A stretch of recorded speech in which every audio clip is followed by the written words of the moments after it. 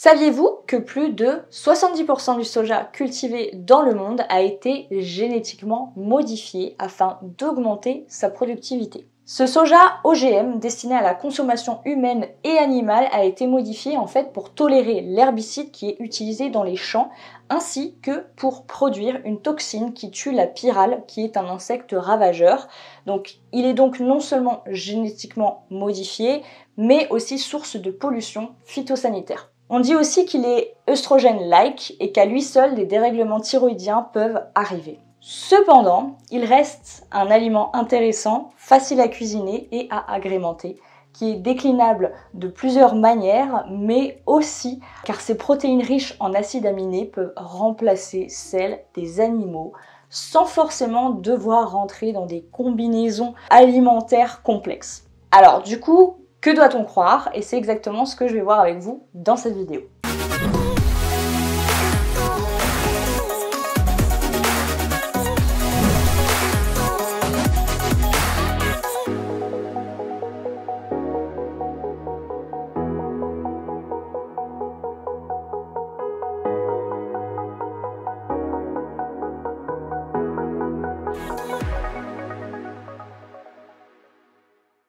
Alors, avant de commencer, il est important pour moi de préciser qu'il est parfaitement clair pour moi que chacun est libre de consommer et d'apprécier le soja ou non. Et en réalité, c'est pas tellement le sujet de cette vidéo et j'ai aucun lien avec les producteurs de soja. Ma démarche, elle est vraiment sincère et elle a pour but de vous informer uniquement et simplement. Donc, j'espère qu'à l'issue de cette vidéo, chacun pourra se faire sa propre opinion sur le soja et c'est pour ça que je vous encourage aussi vivement à toujours compléter mes vidéos par vos propres recherches. Vos propres recherches personnelles, c'est hyper important parce que ça vous permet de prendre conscience que les études et avis évoluent et rien n'est figé dans le temps. Donc voilà, maintenant je peux rentrer dans le vif du sujet. Alors, il est dit que le soja est acidifiant. Donc un aliment acidifiant, c'est quoi ? C'est un aliment, ou plutôt ce sont les aliments qui libèrent des métabolites acides lors de leur transformation dans le tube digestif et de leur utilisation dans les cellules.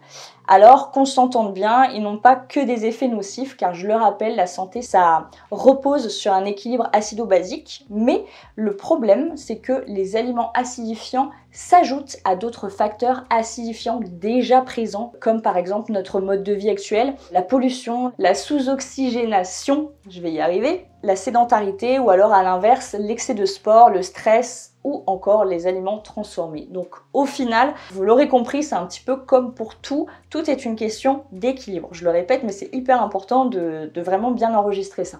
Le soja est œstrogène-like. Alors là, attention, il ne faut pas faire d'erreur, le soja ne contient pas d'œstrogènes, mais des phytoœstrogènes et c'est pas pareil.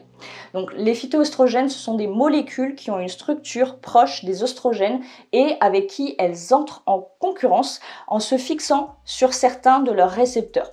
Les trois oestrogènes les plus importants sont les isoflavones qu'on trouve dans plus de 70 plantes dont le soja en grosse quantité, les coumestanes, donc ce sont des jeunes légumineuses un petit peu comme les pousses de soja, de trèfle ou d'alfalfa, et les lignanes qui sont notamment présentes dans le lin. Et en fait, cette capacité hormono-mimétique a conduit la médecine à les utiliser comme thérapie naturelle pour se substituer à l'hormonothérapie de synthèse. Donc ça, c'est très important à savoir, je trouve ça très intéressant.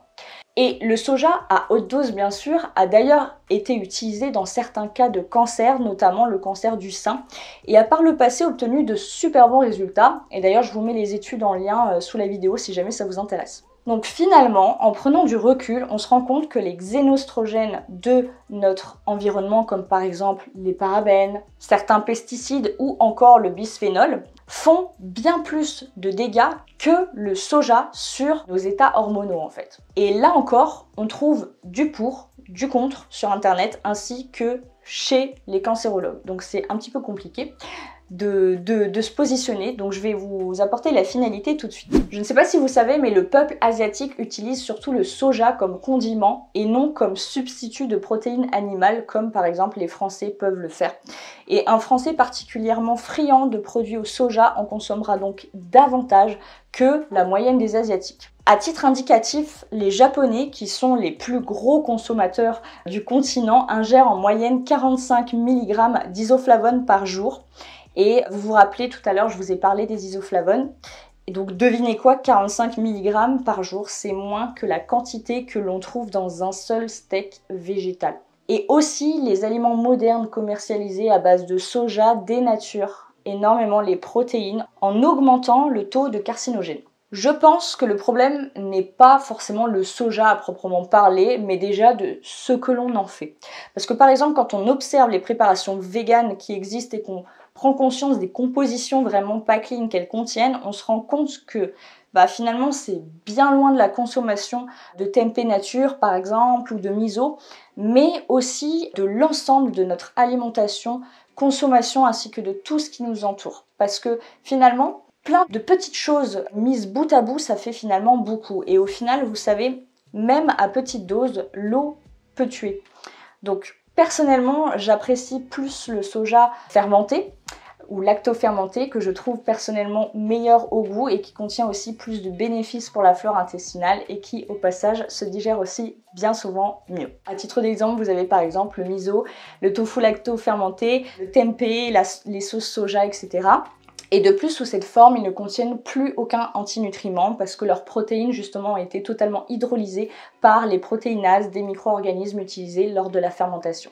Donc c'est tout bénef. C'est bon pour les intestins, c'est bon pour votre corps et il n'y a aucun problème. Conclusion. Le soja, c'est un aliment qui possède de nombreuses qualités et qui est bon pour la santé à condition de le consommer avec modération et de préférence sous forme fermentée en n'oubliant pas de l'accompagner de beaucoup de légumes crus cuits à la vapeur douce afin d'équilibrer justement un bon équilibre acido-basique au sein de notre corps. Donc la vidéo touche à sa fin. Je tenais à vous rappeler que l'ensemble des conseils naturopathiques que je donne ici gratuitement à travers mes réseaux ne comportent ni diagnostics médicaux, ni pratiques médicales, ni idéologie.